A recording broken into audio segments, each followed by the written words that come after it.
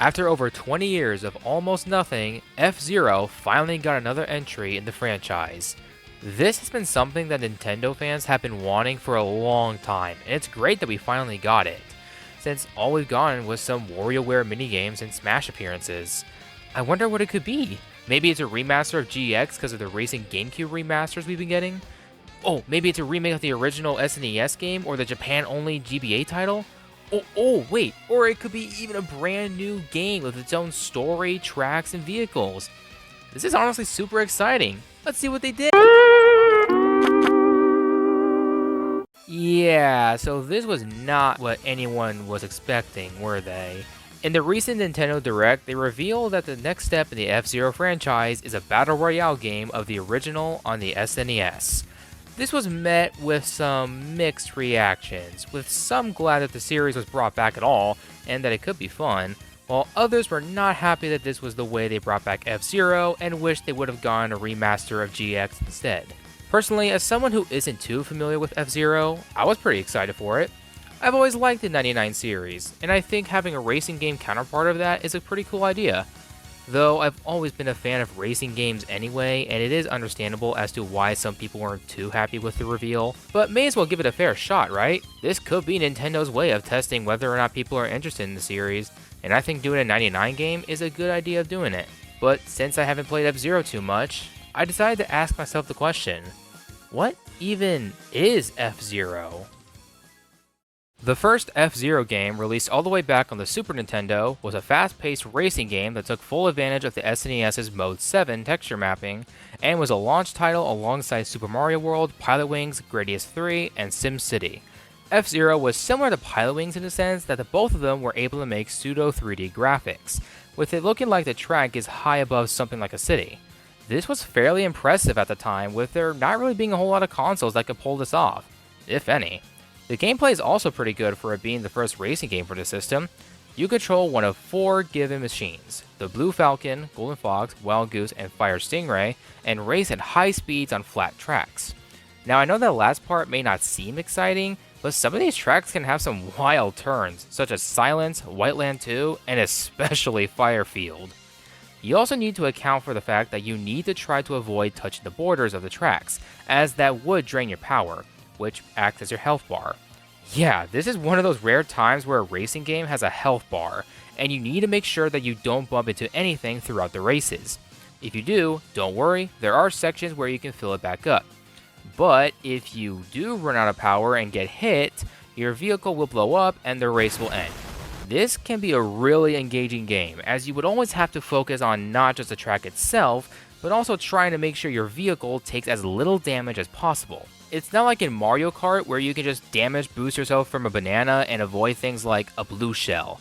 Here, you can't even come in contact with other drivers without risk of losing everything. It's something that you don't really see a whole lot in racing games nowadays, which is probably why people have been wanting another game in the franchise, because there's some pretty good ideas in the SNES game alone. It also, like most SNES games, controls great even for today, so check it out if you can. But how does it translate to a Battle Royale game? I'm not kidding when I say this, but I think this might be the best game in the 99 series so far. You see, with the other games, you have your own designated spot, because 99 Pac-Men in one arena just wouldn't work. In F-Zero, everyone is on the same track. When you start a race, all 99 racers are in a single row and are not on the track. No, you start in a completely different area that sends you to the track, which is a pretty smart way of beginning the race without it being too cluttered at the start. But after that section is over, it's a completely wild race. You're going to be constantly bumping into players that will try to run you out of power and take their spot in first. But it can't just be the same game with 98 other players, right? Nah, of course not. The health bar has one change to it, and that's the boost mechanic. In the original F-Zero, you were able to occasionally boost without any usage of power. In 99, you can boost whenever you want, but it will cost you a portion of your power.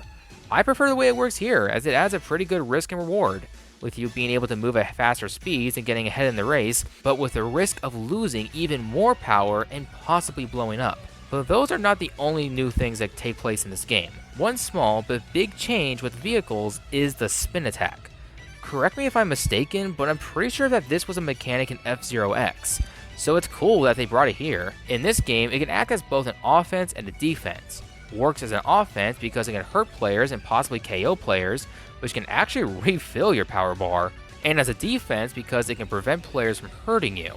There is a 5-second window every time you use it, though you can automatically refill it when you're on a ramp. Spinning is great and all, but easily the best addition of this game is the Skyway. See those golden orbs, or super sparks as they call it on the ground? Those go towards this meter right here. And when the meter is fully filled up, you press the boost button and are sent up away from your other racers and get a constant boost of speed. It can go even faster if you go on the boost. This is such a cool addition that they didn't even need to add, but it adds so much to the game. If you're surrounded by drivers, or if there's a part of the track you have difficulty drifting on, just go up in the sky, no problem. And it's always a fun time whenever you're up there. It never gets old. So overall, everything they've added in this game is pretty good. But what about the tracks? Do they fit well with this type of gameplay? Almost. For tracks like Mute City 1, Sand Ocean, and Big Blue 1, the track designs already worked pretty well with the gameplay mechanics in here. They just had to make the tracks wider, that's all.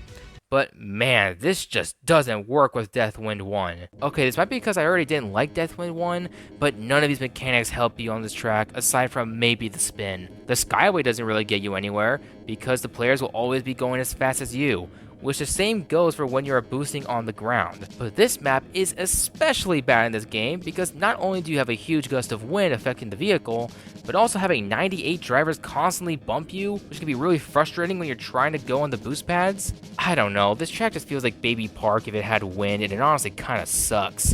Why do people even pick this course? But aside from that, the gameplay is so much fun. It also helps with just how much smoother this gameplay is. Seriously, the difference between this and the original on the Super Nintendo is wild. It also helps that this game is pretty beginner friendly. I have very little history with this game, yet I was able to get second place on the second day that I played it. So you can easily pop into the game and get better as time goes on, which is really unlike most Battle Royales. Unless you main Golden Fox, you'll probably never win. Just play Blue Falcon or Wild Goose.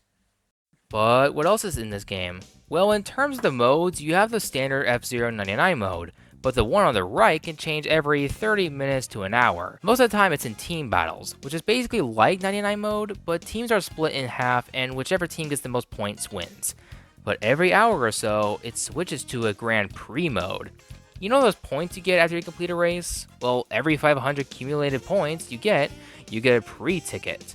Naturally, you can use these tickets to enter the Grand Prix, and enter a series of 5 races. You compete with 98 other players and are under elimination system, where every 20 or so players that finish the race last are eliminated in every race except for the last one. This can be pretty fun, and winning can earn you some cosmetics, which I'll explain in a little bit, though I do personally prefer the standard 99 races as it doesn't restrict you to just the same racers. I don't think the game is fun when you're at 40 racers. It's not as chaotic if that makes any sense. And the last mode here is practice mode.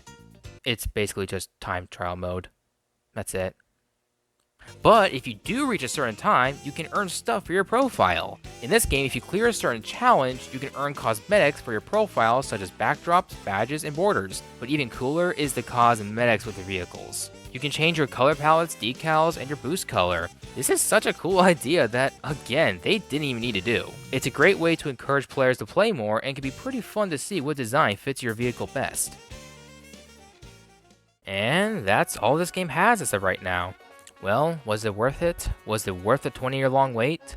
Well, as someone who's relatively new to the series, I'd say it is. Though I can definitely understand some fans' feelings towards the game, I think it's a good way to reintroduce F-Zero in the modern day, outside of just having Captain Falcon and Smash.